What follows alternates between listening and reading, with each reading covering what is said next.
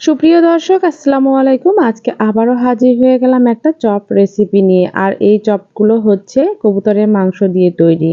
কবুতরের মাংস দিয়ে এই চপগুলো তৈরি করলে যে কি যে মজাদার হয় আপনারা একবার হলেও ট্রাই করে দেখবেন। আর এই রেসিপিটা কিন্তু খুবই সহজ, খেতে ভীষণ মজাদার। গরম গরম এই চপগুলো খেতে অসাধারণ লাগে।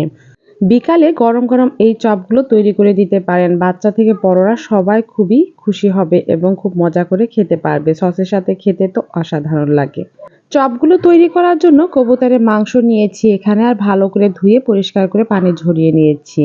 এখন এর মধ্যে দিয়ে দিব সামান্য পরিমাণের লবণ, দিয়ে দিব আমি এখানে লাল মরিচের গুঁড়ো হাফ চামচ পরিমাণে, দিয়ে দিচ্ছি আরও হাফ চামচ পরিমাণের হলুদ গুঁড়ো।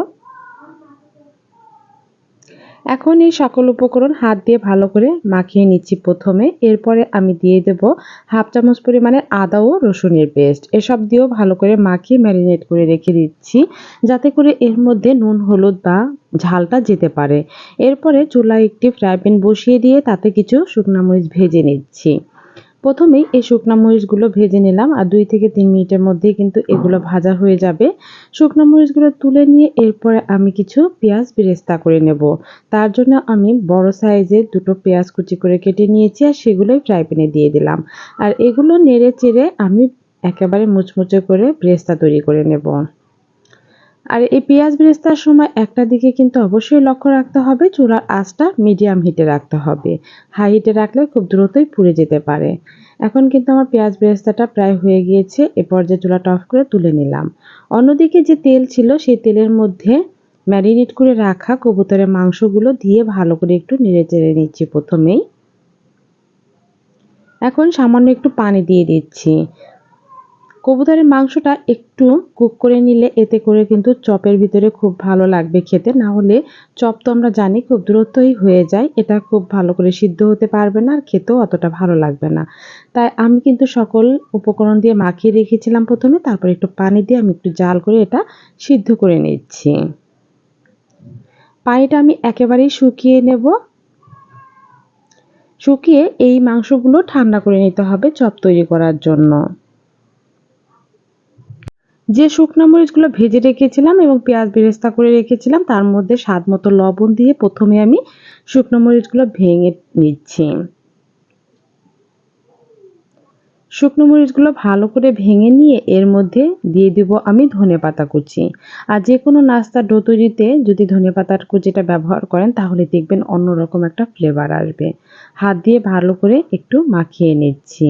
এরপরে এর মধ্যে দিয়ে দিব আলু সিদ্ধ করে রাখা। আমি আগে থেকে আলু সিদ্ধ করে ভালো করে ম্যাশ করে রেখেছিলাম। এখানে 3-4টা আলু সিদ্ধ করে ম্যাশ করে রেখে এখন এর মধ্যে দিয়ে সুন্দর একটা পুর তৈরি করে নিচ্ছি। আর চপ তৈরি করার জন্য এইভাবে যদি আপনারা আলুর পুরটা তৈরি করে নিন দেখবেন খেতে অসম্ভব টেস্টি হবে। আমি আর এক্সট্রা তেল ব্যবহার করলাম না, যেহেতু আমি তেল দিয়েই পেঁয়াজ মরিচগুলো ভেজে নিয়েছিলাম, এজন্য এক্সট্রা তেল দেওয়ার কোনো প্রয়োজন নেই। অন্যদিকে আমি 1 কাপ পরিমাণে বেসন নিয়ে নিয়েছি। তার মধ্যে 1 চামচ পরিমাণে আদা ও রসুনের পেস্ট দিয়ে দিলাম। দিয়ে দিচ্ছি স্বাদ মতো লবণ। আরও দিয়ে দেবো আমি হাফ চামচ লাল মরিচের গুঁড়া, হাফ চামচ পরিমাণে দিয়ে দেবো হলুদ গুঁড়া, হাফ চামচ পরিমাণ ধনিয়া গুঁড়া, হাফ চামচ পরিমাণের ভাজা জিরে গুঁড়া, হাফ চামচ পরিমাণে দিয়ে দিলাম গোলমরিচের গুঁড়া, সামান্য পরিমাণে দিয়ে দিলাম গরম মশলার গুঁড়া। সকল কিছু দিয়ে এখন পানি দিয়ে অল্প অল্প করে এই একটা পাতলা ব্যাটার তৈরি করে নিতে হবে।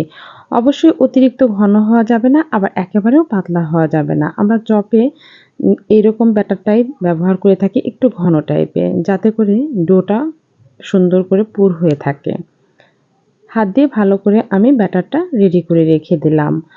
এখন আমি মূল শেপে চলে আসলাম চপগুলো তৈরি করার জন্য। হাতে একটু সামান্য তেল লাগিয়ে নিয়ে কিছুটা এখানে আলুর ডোটা নিয়ে নিলাম। আলুর ডো থেকে কিছুটা অংশ নিয়ে এর মধ্যে দেখুন চ্যাপ্টা করে আমি কবুতরের মাংসগুলো দিয়ে কিভাবে চপগুলো তৈরি করছি। একেবারেই সহজ। আপনারা যে কোনো শেপেই তৈরি করতে পারেন। এটা গোল করেও বানাতে পারেন, আবার আমার মতো এরকম লম্বা লম্বা করেও বানাতে পারেন। আরও একটু দেখিয়ে দিচ্ছি।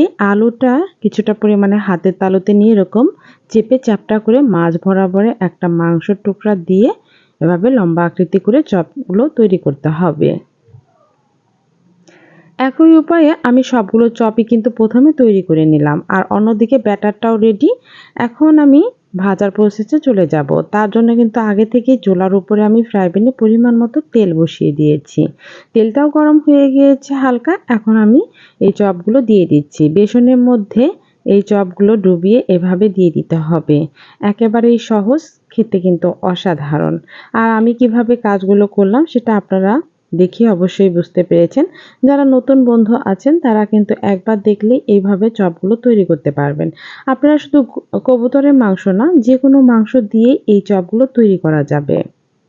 আবার যদি চান যে শুধুমাত্র এই আলুর পুরটা দিয়েও আমি আলুর চপ তৈরি করব, সেটাও কিন্তু পারবেন। এখন উল্টিয়ে পাল্টিয়ে আমি ভেজে নেব। আর চুলার আঁচটা মিডিয়াম হিটে রেখেই উল্টিয়ে পাল্টিয়ে ভেজে নিতে হবে। আমার ব্রাউন কালার প্রায় হয়ে গিয়েছে চপগুলো, আর 1 থেকে 2 মিনিটের মতো ভাজলেই হয়ে যাবে। সবগুলো চপ আমার ভাজা হয়ে গিয়েছে। এখন তেল ঝরিয়ে উঠিয়ে নেব। দেখতেই তো পারলেন বন্ধুরা কতটা সহজেই এই চপগুলো তৈরি করে নিলাম। দেখতে মাশাআল্লাহ অনেক লোভনীয় হয়েছে, খেতেও অনেক সুস্বাদু ছিল। এখনও যারা কবুতরের মাংস দিয়ে চপ তৈরি করেননি তারা একবার হলেও ট্রাই করতে পারেন। আমার রেসিপিটা এ পর্যন্ত কেমন লাগলো তা কমেন্টসে অবশ্যই জানাতে ভুলবেন না। সবাই ভালো থাকবেন, সুস্থ থাকবেন। আবারও নতুন কোনো রেসিপি নিয়ে আপনাদের মাঝে হাজির হয়ে যাব। সে পর্যন্ত সবাই সুস্থ থাকুন। আল্লাহ হাফেজ।